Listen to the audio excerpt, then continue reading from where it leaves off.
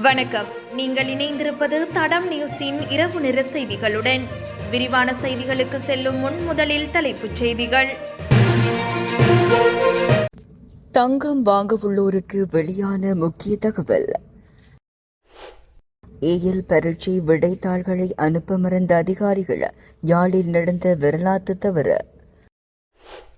பாடசாலை மாணவர்கள் தொடர்பில் வெளியான அதிர்ச்சி தகவல். காதலனுடன் இணைந்து கணவரை கொலை செய்த மனைவி. பஸ்ஸில் ஏற முற்பட்டவர் கீழே தவறி விழுந்து உயிரிழப்பு. பாலியல் துன்புறுத்தலுக்கு உள்ளான நியூசிலாந்து பெண் குறித்து விசாரணை. தொடர்பான விரிவான செய்திகள். இலங்கையில் கடந்த சில மாதங்களாக தங்கத்தின் விலையானது சற்று ஏற்ற இறக்கத்துடன் காணப்படுகிறது.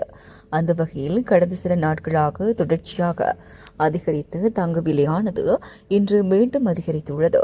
இன்றைய நிலவரத்தின்படி ஒரு அவுன்ஸ் தங்கத்தின் விலையானது 12,53,518 ரூபாவாக காணப்படுகிறது.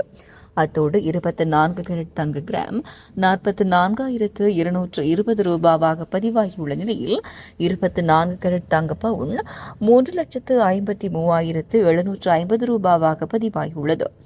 22 கேரட் தங்க கிராம் 40,540 ரூபாவாக பதிவாகியுள்ளதுடன் 22 கேரட் தங்க பவுன் 3,24,300 ரூபாவாக பதிவாகியுள்ளது.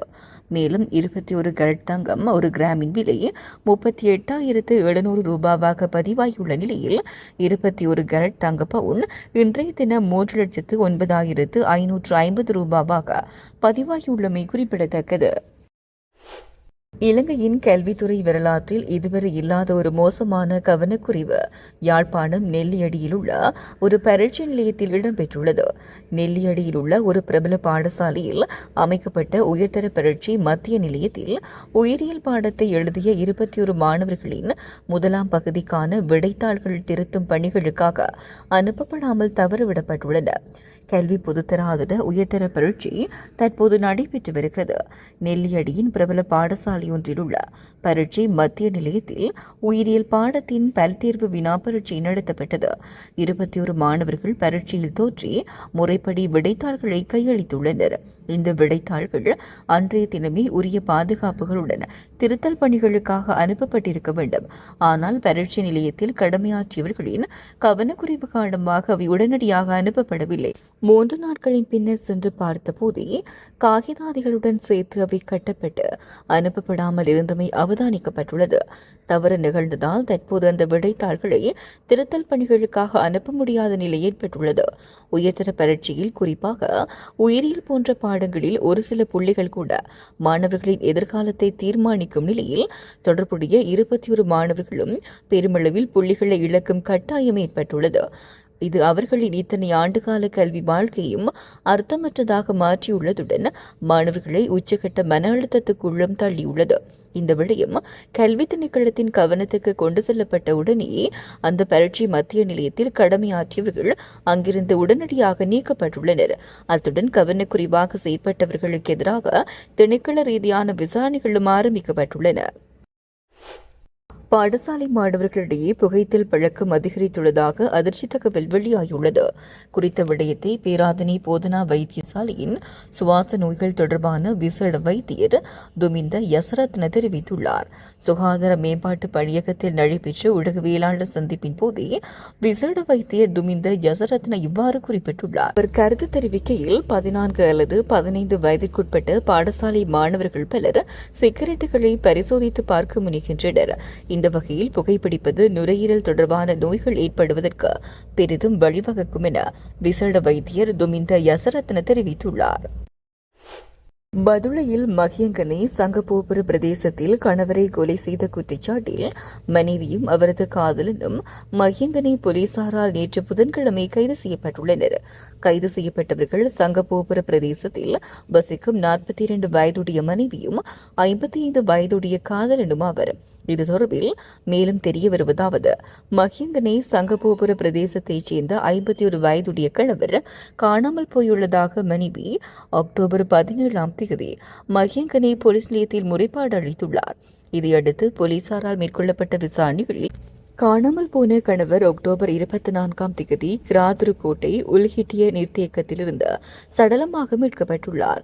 இந்நிலையில் சடலமாக மீட்கப்பட்ட கணவரின் மனைவியின் காதலன் நேற்று புதன்கிழமை மகியங்கனி போலீஸ் நிலையத்துக்கு சென்று குறித்த மரணம் கொலை என வாக்குமூலம் வழங்கி போலீசில் சரணடைந்துள்ளார். சடலமாக மீட்கப்பட்டவரின் மனைவியும் தானும் நீண்ட நாட்களாக தகாத உறவில் ஈடுபட்டிருந்ததாகவும் இருவரும் இணைந்து இந்த கொலையை செய்ததாகவும் காதலன் போலீசில் வாக்குமூலம் வழங்கியுள்ளார். இதனையடுத்து சந்தேக நபர்களான மனைவியும் காதலனும் கைது செய்யப்பட்டுள்ளனர். இது தொடர்பாக மேலதிக விசாரணைகளை மகியங்கனி போலீசார் மேற்கொண்டு வருகின்றனர். கண்டியில் வத்திகம போலீஸ் பிரிவுக்குட்பட்ட மாத்தளை கண்டி வீதியில் பிடிய இதர பகுதியில் பஸ்ஸில் ஏற முற்பட்ட நபர் ஒருவர் பஸ்ஸிலிருந்து கீழே தவறி விழுந்து உயிரிழந்துள்ளதாக போலீசார் தெரிவித்துள்ளனர். உயிரிழந்தவர் யட்டிராவன பகுதியைச் சேர்ந்த 49 வயதுடையவர் ஆவார். இவர் மாத்தளை நோக்கி சென்ற தனியார் பஸ் ஒன்றில் ஏற முற்பட்ட போது பஸ்ஸிலிருந்து கீழே தவறி விழுந்துள்ளார். காயமடைந்தவர் கண்டி வைத்தியசாலையில் அனுமதிக்கப்பட்டதன் பின்னர் உயிரிழந்துள்ளார். உயிரிழந்தவரின் சடலம் கண்டி வைத்தியசாலையின் பிரேத அறையில் வைக்கப்பட்டுள்ளது. விபத்துடன் தொடர்புடைய பஸ்ஸின் சாரதி கைது செய்யப்பட்டுள்ளதுடன் வத்திகம போலீசார் மேலதிக விசாரணைகளை மேற்கொண்டு வருகின்றனர். செல்லுபடியான முச்சக்கர வண்டி சாரதி அனுமதி பத்திரமின்றி நாட்டில் முச்சக்கர வண்டிகளை செலுத்தும் வெளிநாட்டவர்களுக்கு எதிராக சட்ட நடவடிக்கை எடுக்குமாறு கொழும்பு போக்குவரத்து தலைமையகம் அனைத்து போலீஸ் நிலையங்களுக்கு உத்தரவிட்டுள்ளது. சர்வதேச சாரதி அனுமதி பத்திரம் இருந்தாலும் அதில் முச்சக்கர வண்டிகளை செலுத்துவதற்கான உரிய வகையின் கீழ் அனுமதி இல்லை என்றால் நாட்டுக்கு வரும் வெளிநாட்டவர்களுக்கு தற்காலிக முச்சக்கர வண்டி சாரதி அனுமதி பத்திரம் வழங்கப்பட மாட்டாது. அதற்கமைய இலங்கைக்கு வரும் வெளிநாட்டவர்கள் உரிய வகையின் கீழ் முச்சக்கர வண்டிகளை செலுத்த விரும்பினால் மோட்டார் போக்குவரத்து திணைக்களத்தினூடாக தற்காலிக முச்சக்கர வண்டி அனுமதி பத்திரத்தை பெற்றுக்கொள்ள முடியும்.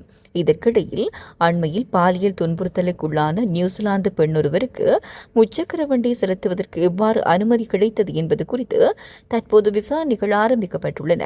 இலங்கையில் உள்ள சில முச்சக்கர வண்டி உரிமையாளர்கள் செல்லுபடியான சாரதி அனுமதி பத்திரம் இல்லாத வெளிநாட்டவர்களுக்கு வாடகை அடிப்படையில் முச்சக்கர வண்டிகளை வழங்குவதாக தகவல் கிடைத்துள்ளன என்றும் அவ்வாறு வழங்கும் உரிமையாளர்களுக்கு எதிராகவும் சட்ட நடவடிக்கை எடுக்கப்படும் எனவும் போலீஸ் ஊடக பேச்சாளர் உதவி போலீஸ் அத்தியட்சகர் FU புட்லர் தெரிவித்துள்ளார். இதுபோன்ற செய்திகளை தெரிந்து கொள்ள தடம் நியூஸ் சேனலை சப்ஸ்கிரைப் செய்து அருகில் உள்ள பெல் பட்டனை கிளிக் செய்யுங்கள். மேலும் இது போன்ற செய்திகளை உடனுக்குடன் தெரிந்து கொள்ள தடம் FM.com என்ற இணையதளத்தின் வாயிலாகவும் எங்களுடன் இணைந்து கொள்ளுங்கள்.